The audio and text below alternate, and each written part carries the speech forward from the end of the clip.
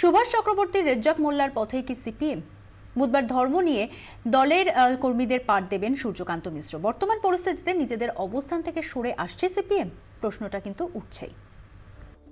সিপিএমের একসময়ের সাধারণ সম্পাদক হরকিষেণ সিং সুরজিৎ ধর্মীয় আচার মেনে পাগড়ি পরতেন, দাড়িও রাখতেন।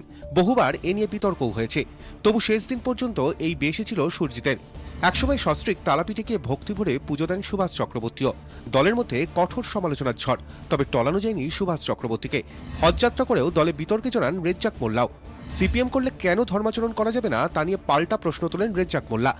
দল পাল্টে রেজ্জাক এখন তৃণমূলে, আর কঠোর অবস্থান পাল্টে সিপিএম কি এখন রেজ্জাকের পথে?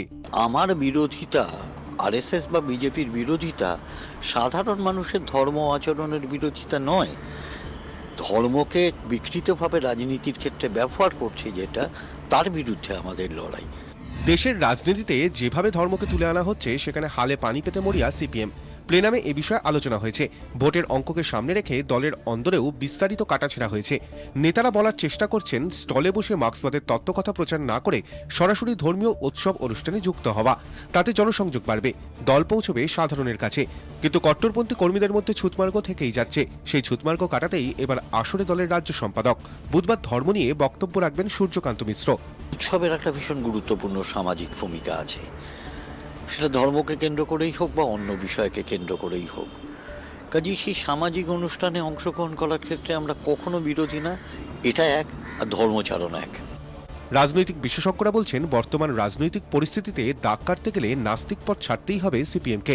উপায় নেই বলেই সুকৌশলে নিতে হবে সুভাষ চক্রবর্তী রেজ্জাক মোল্লাদের পথ। কিন্তু দলের কট্টরপন্থী নেতাকর্মীরা কতটা তা মেনে নেবেন সে প্রশ্নটা কিন্তু থেকেই যাচ্ছে। বিধানসভা নির্বাচনের পরাজয়ের পর থেকে বেশ কিছু প্রশ্নে আবার নতুন করে নিজেদের মূল্যায়ন করতে শুরু করেছে সিপিআইএম। তার সঙ্গে এবার যুক্ত হলো ধর্ম। ক্যামেরায় দীপঙ্কর দাশগুপ্তের সঙ্গে উজ্জ্বল মুখার্জি, 24 ঘন্টা।